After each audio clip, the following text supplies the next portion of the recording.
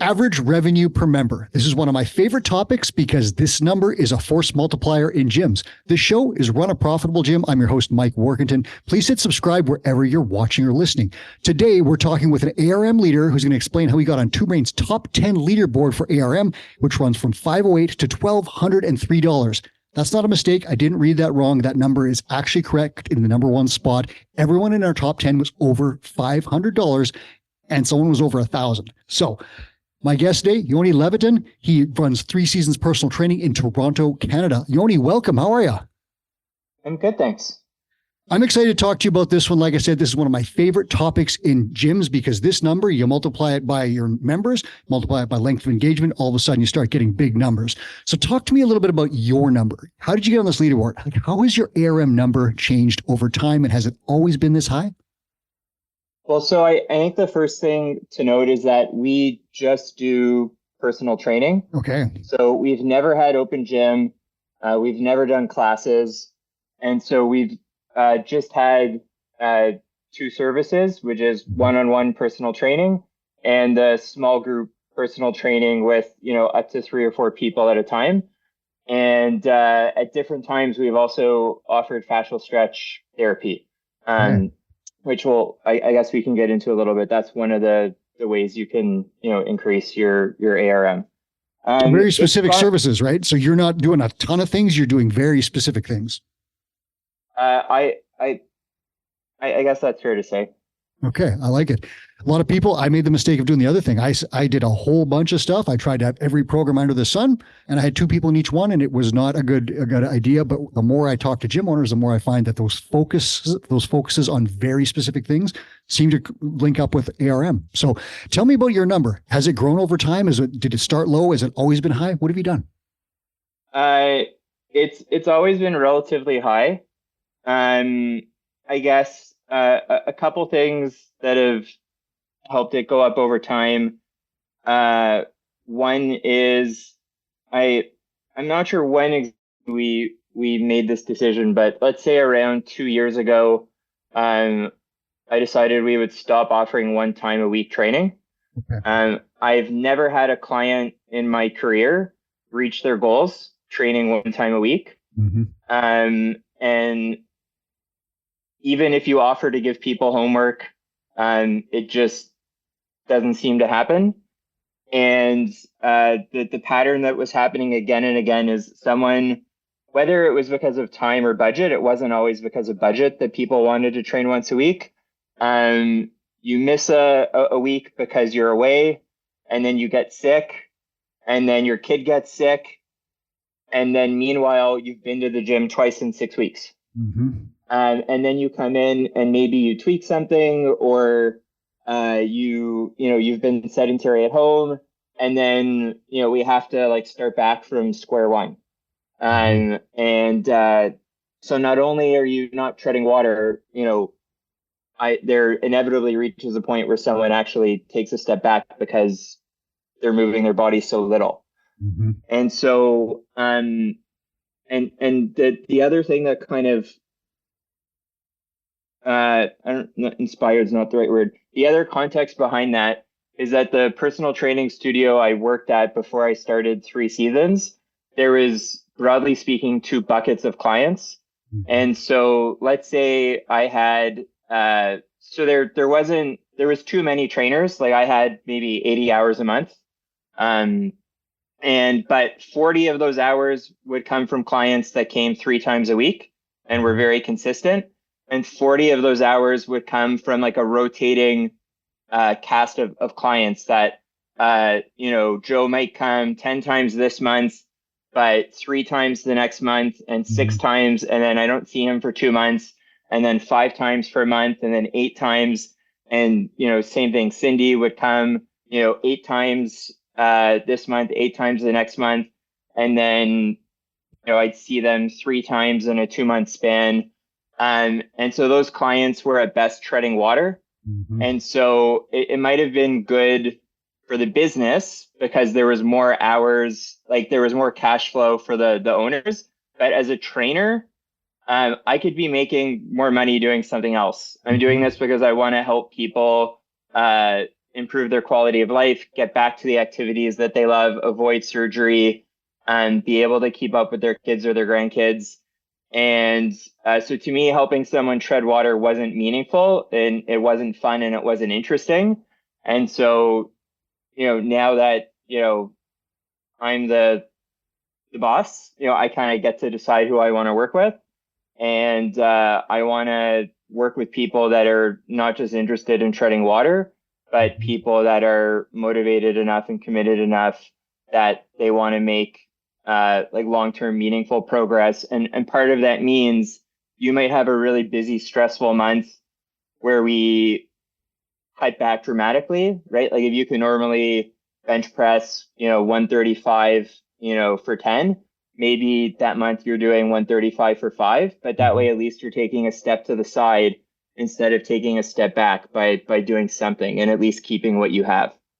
So you provided a really great example. We've talked before about raising ARM, and one of the reasons or ways you can do it is by removing your lowest membership tier. And someone could say, well, doesn't that just cut out a bunch of people? And the answer is maybe, but you just said that if you do that, you're going to end up focusing to a greater degree on the people who you can help more. And that's the really important part, because if you get clients results, they're going to want to stay. They're going to want to pay more. They're going to see the value in your training.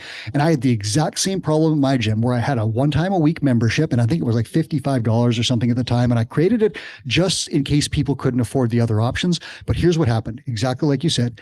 Every single time, the one-time-a-weekers would miss a couple of classes, they'd fall off the wagon, and I would never see them again. Almost no one renewed that membership. And it was just like the kiss of death.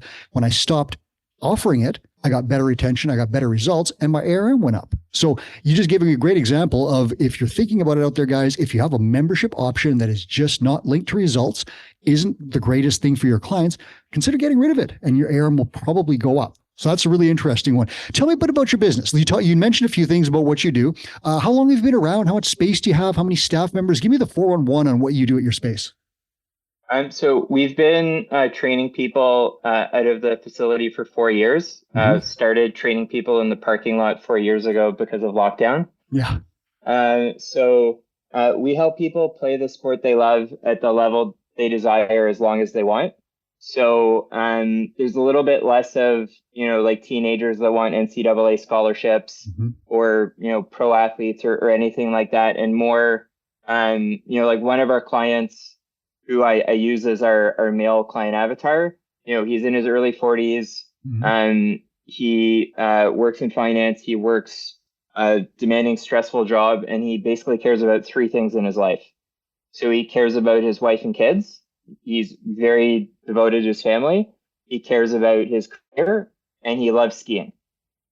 And even though he's in his early 40s, late 30s when he started, so August will be 4 years since he started training here, his goal is to take his future grandchildren on a ski trip to celebrate his 80th birthday. So when I changed my mind about something, so this was maybe 2.5 years ago, I was convinced from someone else that if you had certain mobility restrictions, that counting away at like barbell back squats and deadlifts wasn't necessarily the best idea. And so we tried, so we worked on his mobility for a while, more unilateral stuff, a ton of split squats.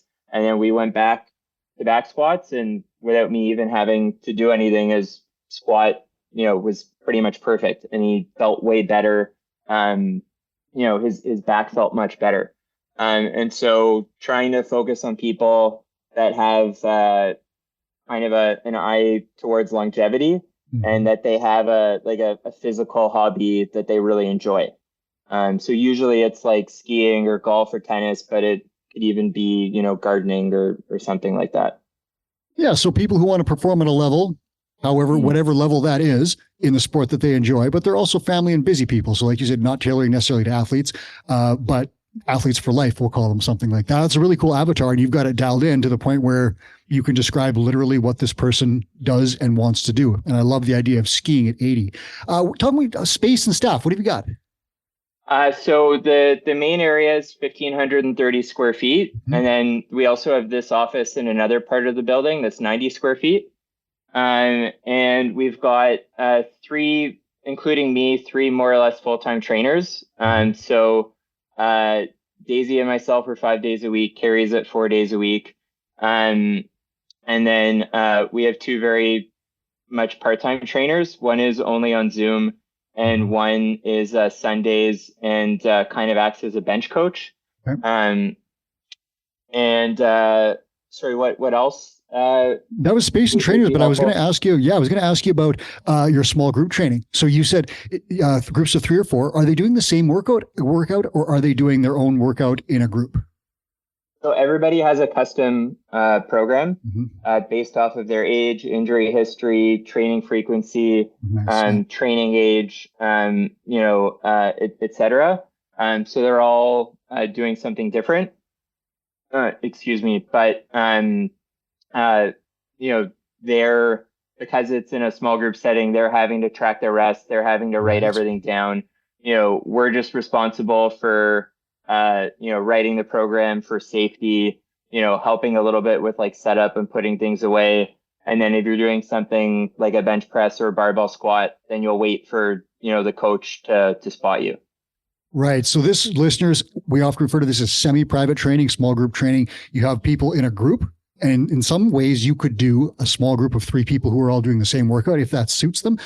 A different option that equals probably higher ARM is to have people doing their own programs in a small group, and one coach circulates among them. So that means one person's maybe working on deadlifts because he wants to be a power lifter, or someone else over there is working on shoulder mobility because she wants to be a better tennis player, and so on and so forth. Each person is doing their customized program, personalized program, and the coach is helping them, saying, okay, great rep there. Let's try and tack on, 2 more next time, and so on and so forth. Gyms that do the semi-private model are seeing dramatically higher ARM than ones that are doing the group model, which is one giant class. Everybody has the same workout. So that's an interesting one. And then PT is also obviously a high value service. Did you set your rates correctly right from the very beginning when you opened your gym in 2020, or did you have to adjust things as you came along? So there was just one thing quickly. Yeah. The other thing that's important for the coach in the small group training is calling the loads. There you go. Telling Perfect. Clients, that was too light, that was too heavy. You should do one more rep next time, etc. But anyways, so there was two not huge, but two small things that I had to change with pricing. The first was when we started, the small group training was half the cost of one-on-one. And I was just finding that it was, especially because everyone gets a custom program, it was, I've raised that to 60%, and now it's at 2/3 the cost of one-on-one. And the other thing was, and this is one of the reasons why the ARM is high, is when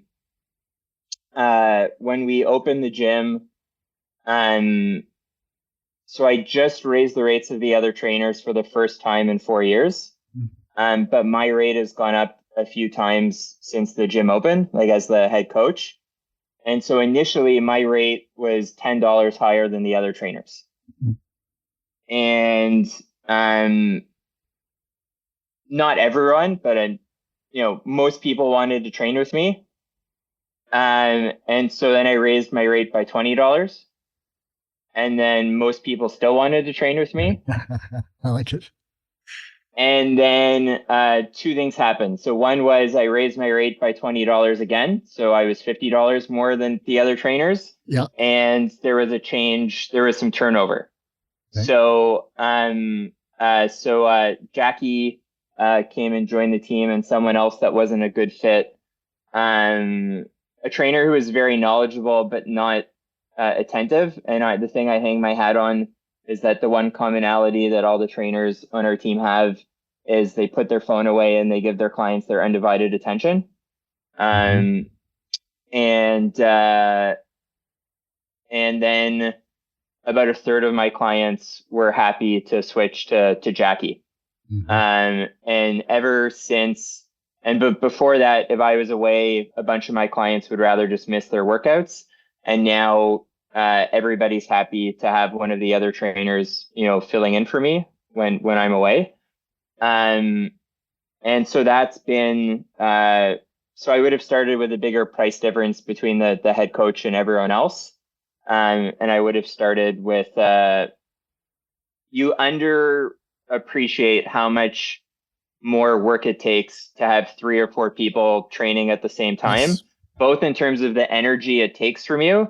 Mm-hmm. Like I can knock out 10 one-on-ones in a day. And as long as I have a break in between, like 4 or 5 clients, 1 to 2 hour lunch, and then, 4 or 5 clients, max 6 people in a row. I don't like to do more than 4 or 5 in a row. But if there's 3 or 4 people, it's really hard for me to do more than 2 or 3 of those in a row.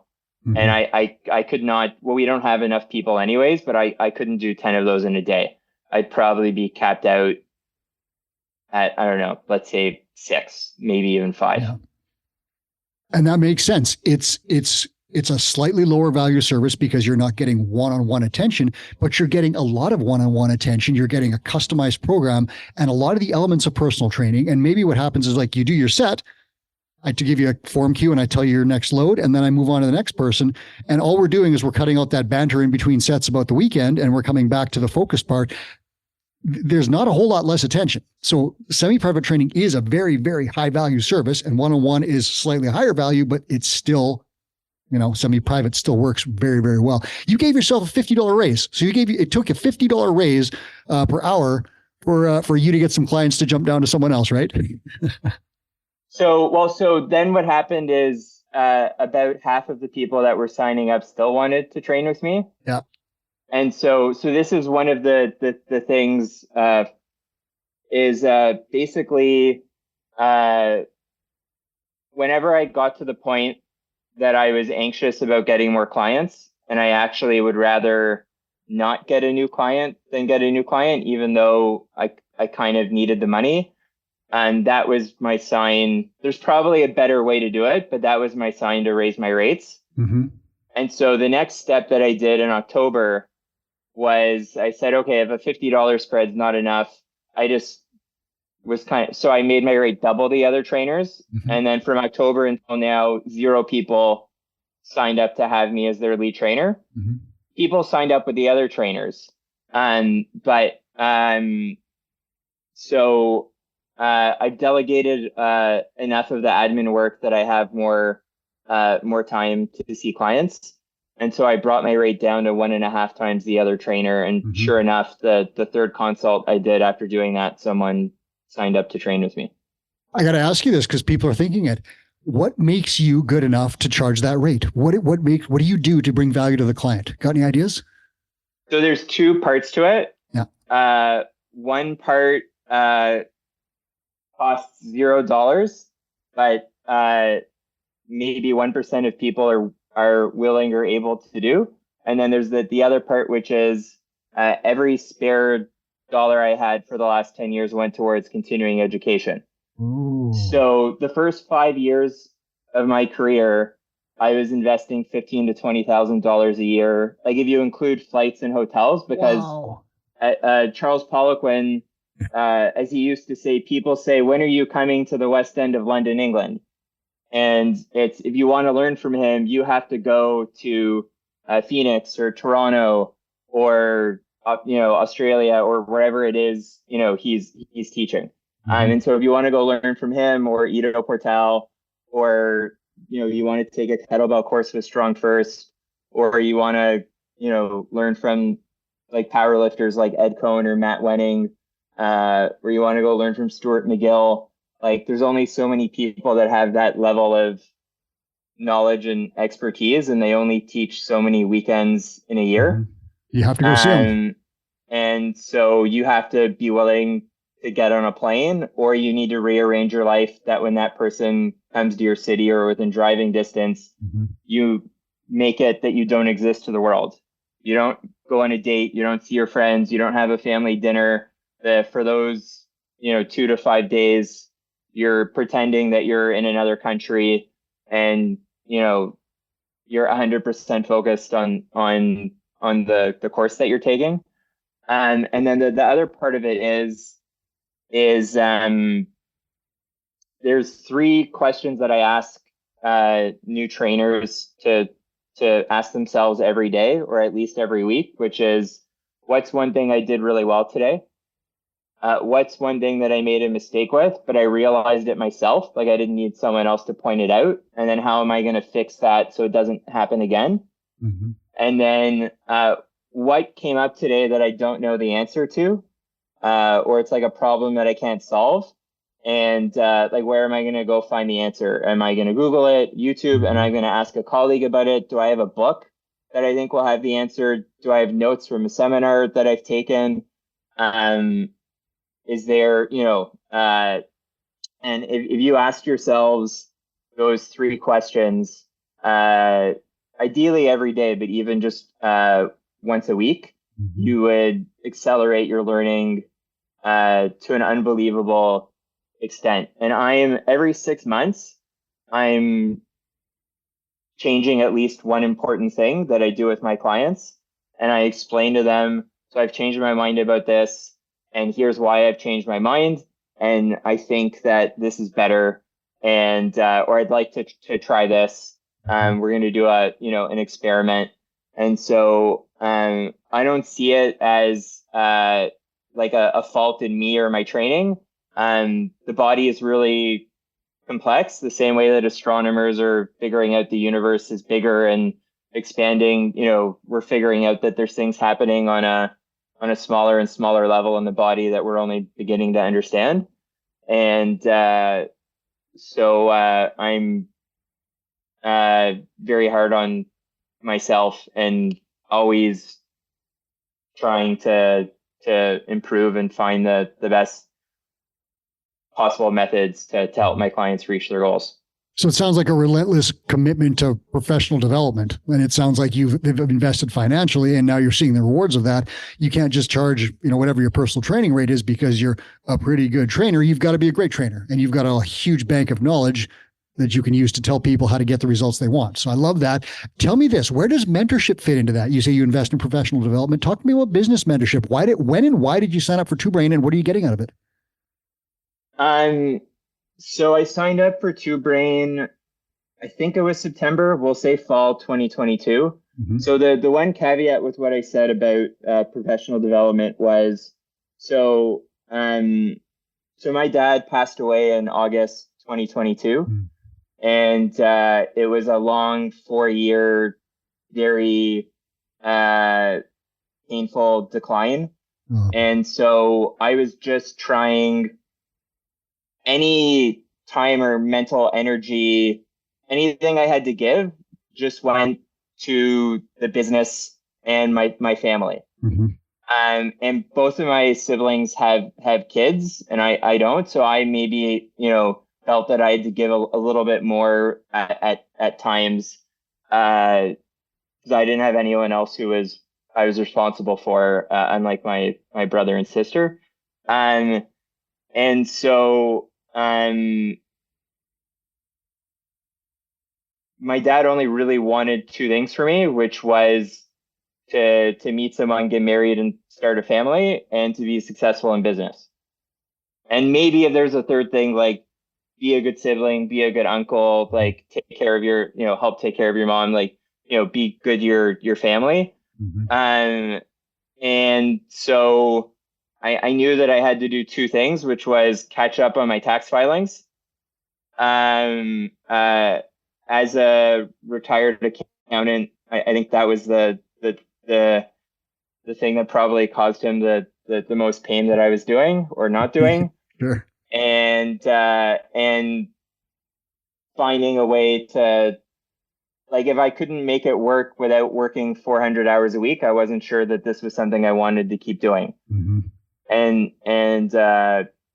so, I was probably most months working 400 hours a month, like not of clients, but bookkeeping, cleaning the bathrooms, billing clients, hiring trainers. And so I knew I needed help there. And I knew it was very similar to how we help clients, because clients know, like, telling someone to eat less and move more is like not helpful at all. oh, like it's that simple. Like right? It's like the secret to getting rich is buy low, sell high. Oh, I didn't know that. Yeah, It's like thanks. it's not very easy to actually do that, right? People know that they need to eat more protein and drink more water and go to bed early and drink less alcohol and all of that. But it's the accountability Yep. Of their coach, right? They care about not disappointing me more than they care about disappointing themselves, because they know that I care and we have like a good rapport with each other. And that if they don't show up, I'm going to text them and be like, hey, is everything okay? I thought we were on for 3 o'clock today. I hope you're okay. And so it's the same thing. I knew that I needed to not do everything myself and delegate and build a team but that it's the easy thing to do is to just, stay on the path that you're on. And, oh, it didn't work with my first admin person, so I'm just, everybody's, they're all useless, so I'm just going to do it myself. Well, no, like maybe you had bad luck, or maybe the person wasn't trained properly, or you were giving them you were trying to you were giving them the wrong responsibilities. It should be like repeatable tasks versus giving them all of these one-off things that they don't get a chance to master or whatever. So right, there's, I don't know who said it, but the two ways you can tell what your priorities are is by looking at someone's calendar and their checkbook, right? Like, where are they spending money and where are they spending their time? So 2 years. Who's your mentor right now? Right now it's Brian Bott. So he runs, Brian is one of our semi-private training experts. Has he given you some tips on that aspect of your business, or did you kind of have that figured out before you talked to Brian? He's helped me a little bit more. We've talked about it a little bit, but not a ton. Okay, that's interesting. It's been more some other things that he's been helping me with. Like I find, so like one thing that's different about my business is, right, when people are paying for classes, they kind of understand that if they go away for a week or two, that's kind of part of the cost of the vacation. Right. But if you're paying $120 or $150 or $180 an hour for personal training, and you go away for a week at Christmas, or you go to your friend's cottage for a week, you don't expect to be dinged for the week that you're not here, which I think is a very fair and reasonable expectation, just to be clear. And it's not always possible, depending on how long you go away, to make up all of those sessions, right? If you train 3 times a week and you go away for 2 weeks. Yeah. So, you're not going to come in 6 times the week before and 6 times the week after. And if most of my clients have a lot of like responsibility in life, like most of them are parents, they have stressful careers. So there's kind of, for a lot of them, coming to the gym more than 3 or 4 days a week wouldn't be beneficial anyways, because of their recovery. And so the billing has been kind of a hard thing to figure out, like striking the balance between reducing the admin burden on myself and our admin person, and doing it in a way that's fair to clients. And so I'm about to implement like a suggestion from Brian that I think will make things a lot more simple. Also, Push Press has dramatically improved how the billing works in recent months. And I've just started digging into that. And so I think that's also going to make it a lot easier. Okay. So you're working on you've got your average revenue per member super high, and you've got your training plan, you've got your avatar. So Brian's helping you uncoil some of the admin stuff and get the business running better, which is great, because that has a huge reward too. And you can really make some great inroads by getting better ROI on the software that you're using, reducing your admin time, making it smoother, and improving the client experience. So I love that Brian's helping you with that. Here's a huge question. You've talked about some of the rates, and you have a huge ARM. You've got great clients. Where do you find these people? How do you get them? Do you advertise? What do you do? Pretty much all of our clients have come from 2 or 3 sources. So the first 2 years of the business, it was pretty much entirely referrals. Okay. And was that active? Like, did you go and ask the people to do it, or did you like just let it happen? What was your plan there? A little bit of both, but it mostly just happened. Okay. So that's good. So the thing that I'm most proud of is if someone who is married or like living with a romantic partner starts training here, I haven't actually crunched the numbers, so this isn't an exact number, but 6 months from when they start, it's something like 5 times more likely that them and their spouse will be training with us than that they'll have stopped. Whoa. Isn't that interesting? Plus one. And every single married person that I've trained has ended up referring their spouse. So it's not true with all of the people that have trained at the gym, but every single person that I've trained that's married, their spouse has ended up coming. Wow, that's huge, and that costs you $0. So and then 2 years in, so the last 2 years, pretty much every new client, or no, there's still some referrals, is from Google. So just people search for personal trainer near me or gym near me. And so we only have, I think it's 32 Google reviews, but every single one is like at least 1 or 2 sentences, and most of them are like paragraphs. And there was 2 clients that kind of asked, like, is there something specific you want me to say, or I want to write a review, but I don't know what to say.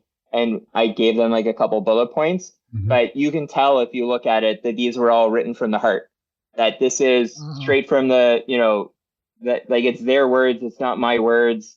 And like one of our trainers, the gym that she used to work at, has like 250 Google reviews, but like 5 of them, are like an actual like written review. It's like they're all either nothing. It's just like 5 stars. Blame emoji, yeah. No written text, or it's like great gym, or like Johnny is an awesome trainer. Whereas like every single review we have is like someone's like telling their story, or saying something specific that they like about our gym and our team. Do you ask your clients to write those reviews? Like, do you say like, hey, could you write a review sometime? So most of them, yeah. So usually what I do is at the 3-month mark, I offer to take the client for coffee, to sit down in the office. And this is one of the few things I did well before Two Brain. And I asked them, what's your favorite thing about your trainer? What's your favorite thing about my gym? If you can change one thing about being a client of 3 seasons, or one thing about working with your trainer, what would it be? I get feedback on the programming because it's very much not just tailored to their goals, but their personality. So do you like the way we plan your workouts? Do you find them like engaging? So I'll get feedback, right? Like some people only want to do full body workouts. Some people, there's a few other, some people don't like doing more than 3 sets of the same thing. They get bored. And then if they say they're happy, then at the end I say, would you be comfortable writing a Google review? Brilliant. But I try to say it in a way that it's not, I'm like, I understand if you want your privacy and you don't want people to know, where you go.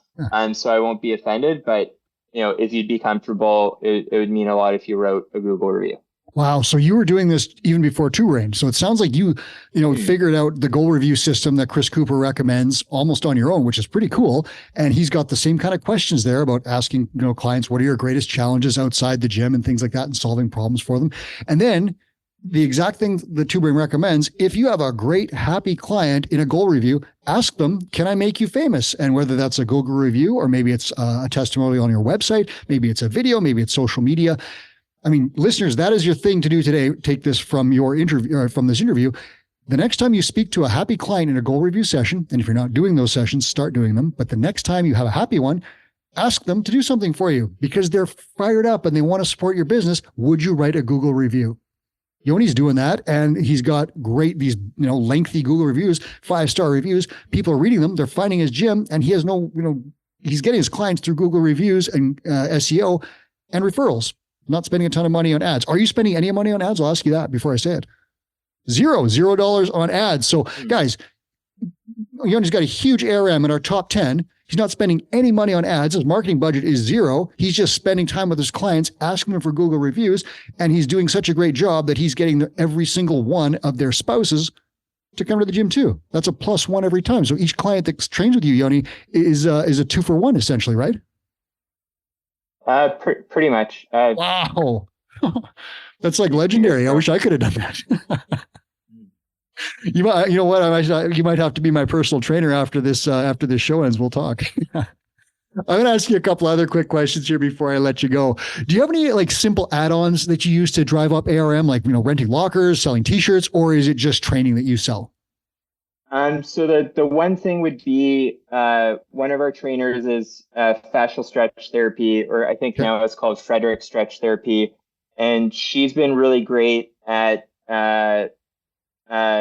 some of the other trainers. So some of my clients and one of the other trainers, some of our clients have started seeing her once a week for fascial stretch therapy, and everyone's happy because the client is getting faster results in terms of improving their mobility, their posture, getting out of pain.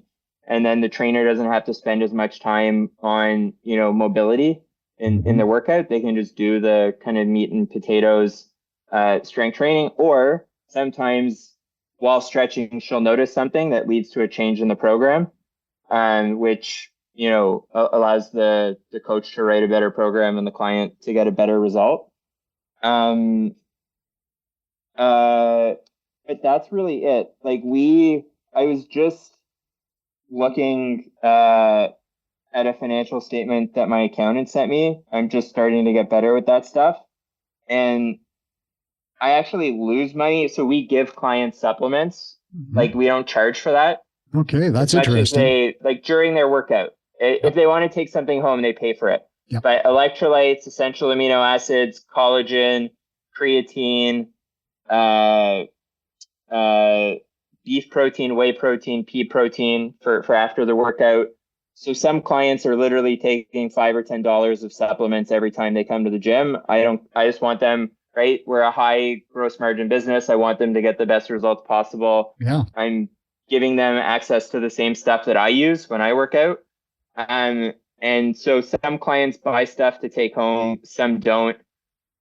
But we haven't, it's not really something I've made an emphasis on, but we actually lose, like when you factor in all the money I'm spending on the free supplements that clients get, we actually lose money on supplements. It's 2 to 4% of revenue.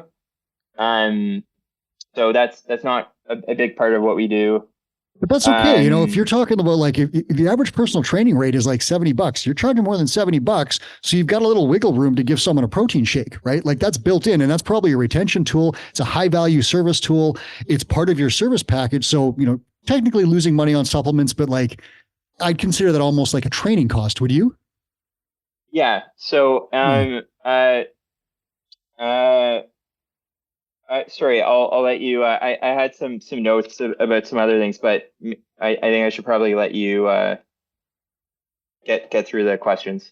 Yeah, no worries. I was just curious if there was anything, because sometimes I'll talk to a gym owner in Las Vegas or Hawaii or something, and they'll say, you know what, dude, I sell like $8,000 in t-shirts a month, which is rare, but it does happen in certain locations. Didn't happen where I was at, where no one wanted to go, but it does happen in some certain places. So I was just curious about that. But it sounds like for you, your meat and potatoes is you sell training. You've got that one specialty service, which is really great. And helping clients solve problems and get results faster is hugely valuable. Chris Cooper's written about this infinitely. If you do that, you can charge more. And, your gym, Yoni, is the proof of that. Let's close this out here by, I'm going to steal one of your things because you've already said it, and I'm just going to reiterate it. Start doing goal review sessions with your clients. And then if they're happy, ask them for a testimonial. That is going to help you sell more training and more high value training. What can you tell listeners, Yoni? We're looking at things like there are people out there that think that I can't charge more than $200, $300 a month. what are some simple things that they can do just to drive up their ARM a little bit? What are some starting points from a guy who's on our top 10 leaderboard? So I just want to tell a little anecdote about Please. one of my clients at my old job. And right, the day that I went from a commercial gym to a personal training studio, my rate went up by 50%, even though I was the same person. And so there was a little bit of wondering if I was worth the money at the beginning. And, so at the commercial gym, I was $75 an hour. And then all of a sudden I was $110 an hour. And so I had a client that was so happy, and he had been to Good Life, which is the big commercial gym in Canada, and didn't have a good experience. And you would think this would just be table stakes, but the fact that his schedule never got kind of like he just knew that these are my days and times, and you guys are super reliable, and you're not going to be texting me all the time asking me to move my time around, and you're punctual, and I can just count on that. And then with my gym, someone knows that if they have a session at 6 a.m., that I'm usually here at between 5:45 and 5:50, and if I'm here at 5:56, I consider that being late. And that they should be ready to start their workout at 6. So just being punctual and reliable, and keeping the bathrooms clean, are very underrated things.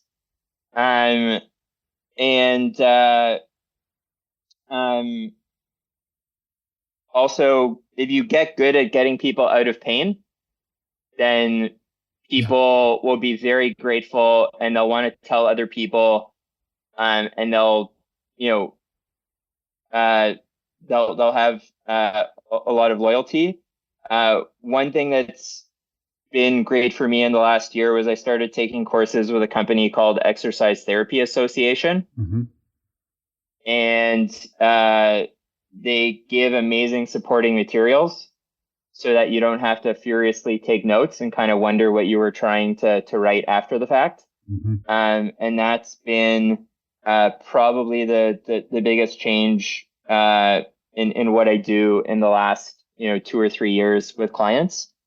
So you've got elite standard of service. Before you get the last one, you've got elite standard of service, right? Where you're doing all the stuff, even the little stuff like cleaning the bathroom really well, showing up on time. That stuff is actually uncommon. There's so many people that take that stuff for granted, and they don't clean their bathrooms, and they just show up late, mess around with their client schedules. You're not doing that. You have an elite standard of service. Then the second thing you're talking about here is personal development and professional development, because getting people out of pain, not every trainer is qualified to do that. So if you're working inside of scope of practice, you have to have your education, you have to have your qualifications, and you have to be able to do what you say you're going to do for the clients within scope of practice. That requires, I would guess that reflects that $200,000 investment in professional development. So if you get the right skills, you can definitely charge more, because special skills are worth way more. So listeners, professional development is a big one for you. What else is on your list, Yoni? Just, if you do such a good job that you get so busy that you either can't fit more clients in your schedule, or you wouldn't want more clients, then you'll be able to raise your rates. So as simple as that sounds, that worked for me at least.